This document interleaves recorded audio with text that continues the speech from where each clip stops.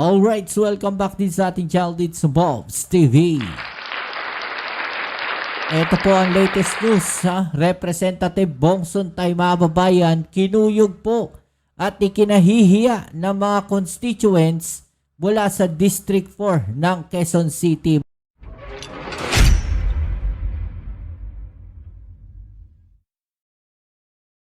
Ito po, marami pong nangyari dito kay Representative Bong Suntay matapos po ang kanyang mga sinabi tungkol dito kay Ann Curtis mga kababayan. Marami po nagalit sa kanya dahil po yung kanyang mga sinabi mga babayan para sa iba ay hindi po maganda. At actually kahapon ko pa nga po sinasabi doon sa ating mga video tungkol dito kay Representative Bong Suntay, hindi po tama para sa akin yung kanyang mga sinabi. Kasi nakakabastos po yun. Di ba mga kababayan, kabastosan po yun. Imaginein mo, magsasalita ka ng ganong mga statements mga kababayan sa harap mismo ng mga kongresista, sa harap mismo mga kababayan, ng mga babaeng staff dyan sa Kongreso, sa harap mismo ng hearing, mga kababayan, na ang pinag-uusapan ay tungkol sa impeachment ni Sara Duterte. Naisingit mo pa talaga? Naisingit mo pa talaga yung ganyang mga klaseng statement? Ang katwiran nila ngayon, mga kababayan, mabubura nyo yan. Mabubura nyo yan doon sa journal. Doon sa mga list, sa mga isinusulat po nila dyan sa hearing na yan, mga kababayan. Diba? Yun yung katwiran nila Kasi may mga pinabubura sa mga sinasabi nila. Noong nakaraan, nagagalit sila kasi bakit daw pinabubura. Okay lang daw kasi nakaano naman na daw yan. Na baga na ipalabas na ng media. Ngayon, eto. Kahit anong gawin natin bro dyan, ilabas na yan sa media talaga. Talaga naman kinuyog po itong si Representative Bong Suntay at isa na nga po itong sa Bilyonaryo News Channel mga kababayan. Pinag-usapan po nila yan mga kababayan, yung controversial ng mga sinabi ni Bong Suntay. Ito, panoorin muna natin. Wow, yung pagbabalik ni Pinky, naabutan kagad niya yung Oo. yung pambabastos doon ni Congressman Suntay. Yun ang gusto niyang pag-usapan, hindi yung dahig. You know why? Because I think that, I feel, somebody might file an ethics complaint against him. Because pwedeng sabihin nila, I mean, the fact that Congresswoman Zamora said, I want that stricken out of the record, because she was obviously offended, and I'm sure a number of other women will be offended as well.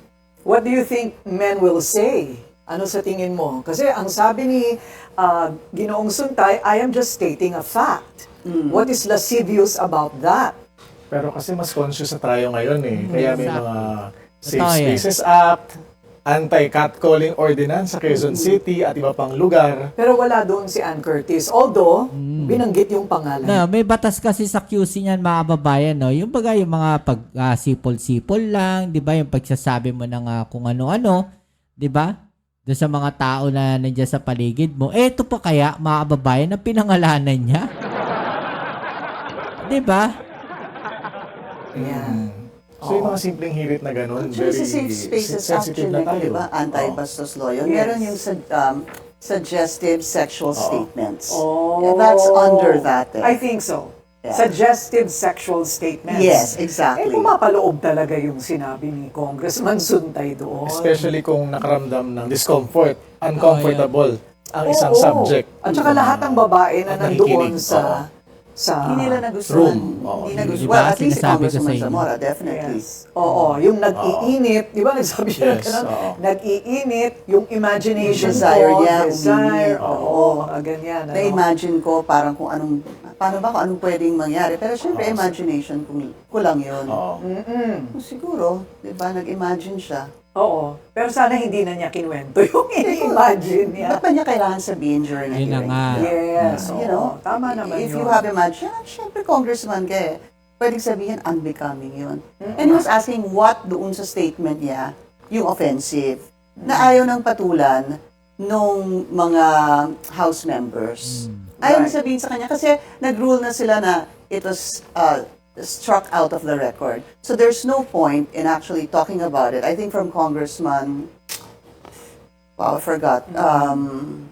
Another congressman, a male congressman, was saying, tapos na we decided on that, na-strike out na yan sa record, wala nang ano. There's no point in talking about it. Meaning, well, I guess the basis could be his lack of remorse. Could diba? be, yeah. Could be the basis to file a complaint. Otherwise, wala na nga kung walang magko-complain. Di ba pag ethics complaint, anyone can file that? Anyone. Yes. Yeah. Whether a House member or a private citizen. Yeah. I guess I wouldn't be surprised if somebody files a complaint Yeah. against, Oo. an ethics complaint against him. Posible yun. Welcome back! Thank you. Okay, so yan mga kababayan, no? At hindi lang po yan mga kababayan, dahil ito po, no, maging si Senator Risa Hontiveros, no, ay hinihiling po na mag-apologize, no, and make necessary amends to Miss Ann Curtis. There is absolutely no excuse for his repulsive remarks. Sabi niya, no, Senator Hontiveros. Ang mas nakakabahala, patuloy pa niyang iginigiit na walang sinabi. Grabe naman. Sinabi na nga niya, mga kababayan. Diba? Sabihin niya pa na walang sinabi daw, napanood nating lahat. Diba? The representative must be reminded that under the Bawal Bastos Law, which I authored, gender-based harassment is punishable. Statements of sexual comments and suggestions can be penalized, mga kababayan. Ayan. Kahit suggestion lang daw, pwedeng ma-penalize, mga kababayan. As a lawmaker, he should know this. More importantly, he is duty-bound to uphold it. Wag nating hayaang maging normal ang kabastusan. Patuloy tayong manindigan para sa kababaihan. Manang-mana to sa amo nila, no? No, kung DDS nga itong si Representative Bong Suntay, mga kababayan, wala po siyang pinagkaiba dun sa amo nila.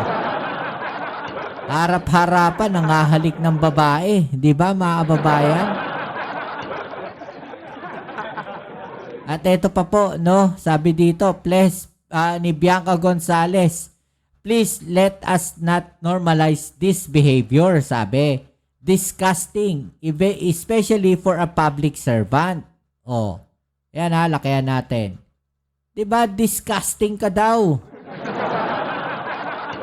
The fact that there is no remorse, no clue as to why what he said was offensive and inappropriate, and even commented in an interview that she should take my remarks as a compliment, is what makes this disgusting comment even more disgusting.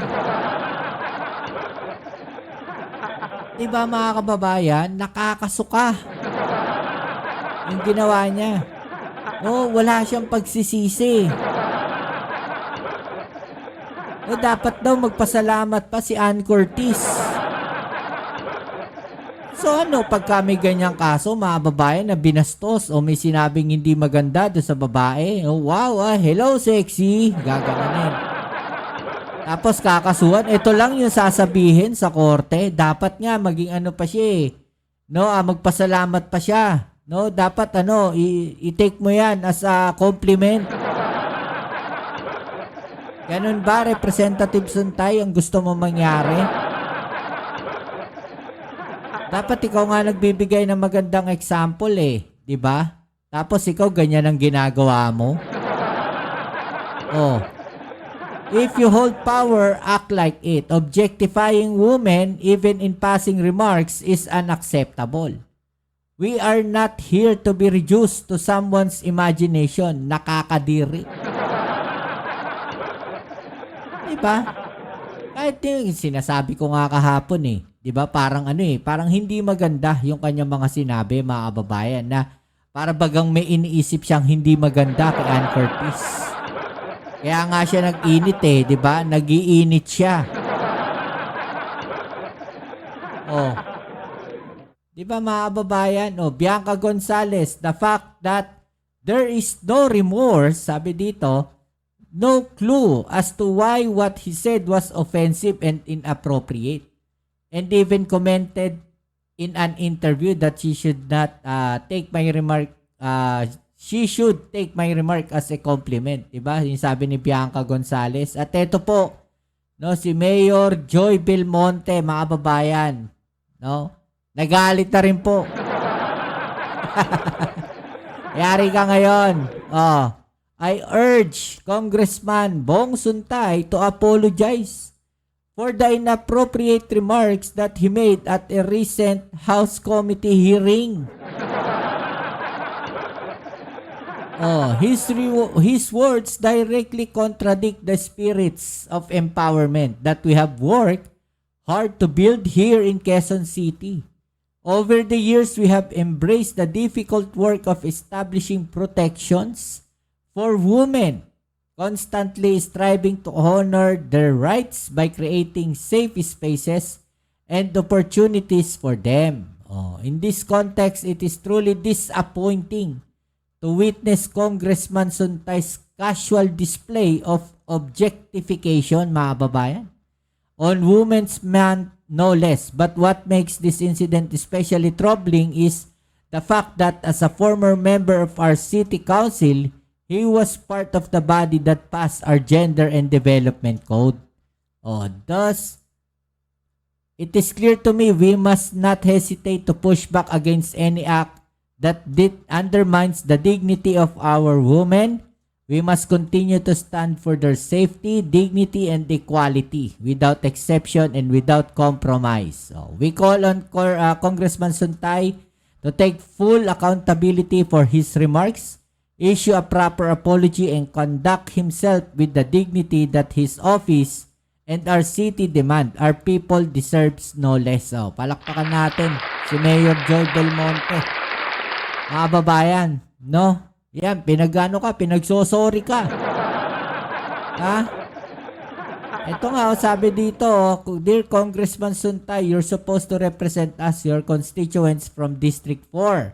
Obviously, we do not share the same views. Please do better, nakakahiya. Women's Month pa man din. Kaya talaga, dahil imagine mo, mismong constituents mo, galit sa'yo.